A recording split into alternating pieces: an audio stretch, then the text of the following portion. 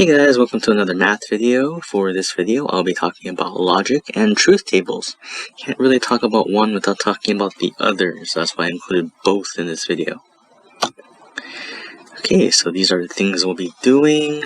So what usually happens is people in college, universities, they take a philosophy course trying to get past that logical reasoning requirement needed for graduation, not knowing that they're giving themselves a lot more of a headache than if they just went for the math class. Because once you get into logic, it really dives in deep. So for this video, I'm just going to go over the basic stuff, not the more complicated stuff. Okay, so just these basic symbols here. So let's dive right in. Okay, so the first one looks like a V, but it's not really a V. It's actually, well, okay, it looks like a V. But this is the symbol we use in logic for OR. Okay, now let's take a look at the truth table for this. So this is the truth table if we had only two statements. So suppose P and Q are statements, where P is one statement and Q was a different statement. And this is read P or Q. So just to give you an example, the cat is red or the dog is purple. If those were true statements, right? Or those are your two statements, I should say. Okay, so you can see here for the OR, you only need one statement to be true for it to be true. So here, true, true, true or true is true. True, false, true or false is still true. False, true, false or true is still true. But here, false or false is false.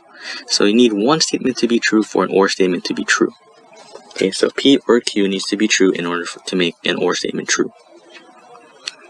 Otherwise, it's false. Alright, let's move on.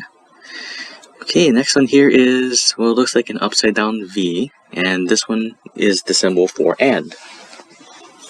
Okay, so let's take a look at the truth table for this. So, much like the OR statement, both statements for the AND need to be true in order for the AND statement to be true.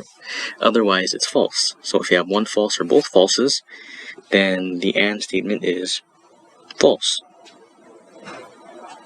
Okay, pretty simple. So remember, OR, you need at least one statement to be true, otherwise it's false. For AND, you need both statements to be true, otherwise it's false.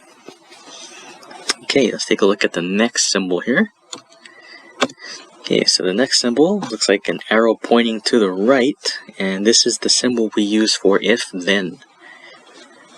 Okay, let's take a look at the truth table for this, and if you haven't been doing so already, you might want to write down these truth tables. The first two columns are going to be the same in each of these. What you're really looking for is the third column where we have the actual statement here.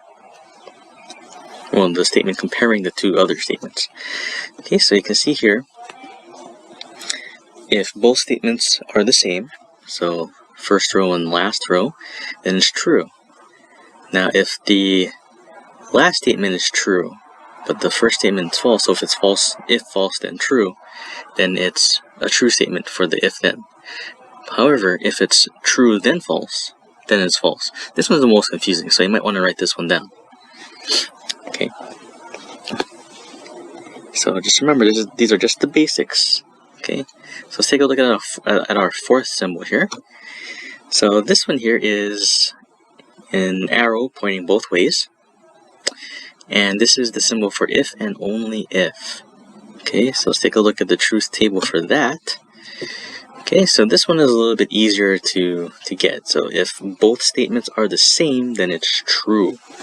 If one statement is false, or I should say if both statements are opposite, then it's false. As you can see here, so these two situations, both statements are opposite. But in these two situations, first and last, both statements are the same. And you see the outcome here. Okay, so I don't really have any examples to go over. Like I said, this was just like an overview of the basic symbols for logic. And